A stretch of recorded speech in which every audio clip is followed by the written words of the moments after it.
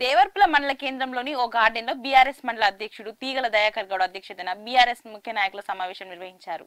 ఈ సమావేశానికి మాజీ మంత్రి Errabelli Dayakar Rao, Warangal BRS party MP అభ్యర్థి, Warangal ZP chairman doctor Sudheer Kumar పాల్గొన్నారు. రాబోయే ఎంపీ ఎన్నికల్లో సుధీర్ కుమార్ ని అత్యధిక మెజార్టీతో గెలిపించాలని పిలుపునిచ్చారు. ఈ కార్యక్రమంలో బీఆర్ఎస్ జిల్లా నాయకులు పల్లా సుందర్ రామరెడ్డి, ఎంపీపీ బస్వ సావిత్రి మల్లేశం, ప్రధాన కార్యదర్శి చింతరవి, ధరావత్ రామ్ సింగ్ నాయకులు, కార్యకర్తలు పాల్గొన్నారు. ఏమందిడతానంటే నీళ్లు లేకపోయా, కరెంటు లేకపోయా, పొలాలు ఎండిపోయా, ఇవన్నీ తీసుకొచ్చినటువంటి ముఖ్యమంత్రి లేకపోయా, మన దయాకర్ రావు సాబు లేకపోయా అనేటువంటి కోపం వచ్చింది వాళ్ళకు. చూస్తున్నాం మనం.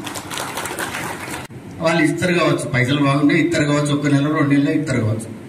మరి పంట పొలాలు ఎండిపోయినాయి కదా. మన ధరావత్ తండకు వచ్చిన ముఖ్యమంత్రి గారు కూడా వచ్చారు, మేము కూడా వచ్చి ఉంటుంది. వస్తే పాపం గొడవగుడు ఏసేటువంటి పరిస్థితి. వ్యవసాయదారులు sector, pharma sector, nuclear chain reaction అన్నాడు. ఆహా అన్నాడు లేక అనగానే ఇదేదో జరుగుతుంది కావచ్చు అని అర్థమైపోయింది. ఈయన మాట్లాడు ప్రజలు ఇవాళ రైతులు జనరల్ గా ఎప్పుడైనా ఎటు చూసేటోళ్ళంటే మొగులు వైపు చూసేది, వాన ఎప్పుడు వస్తుంది అనేది చూసేది.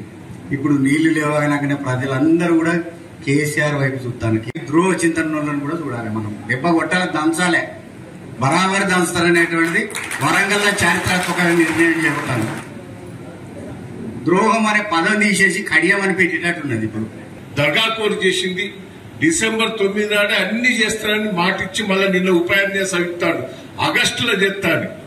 జీతాలు ఇచ్చే పరిస్థితి లేదు. లంచాలమయమైంది, కరప్షన్ అయిపోయింది. ఇండస్ట్రీలన్నీ మూతబడ్డాయి, ఐటీ కంపెనీలన్నీ మూతబడ్డాయి, మొత్తం వెళ్ళిపోయినాయి. హైదరాబాద్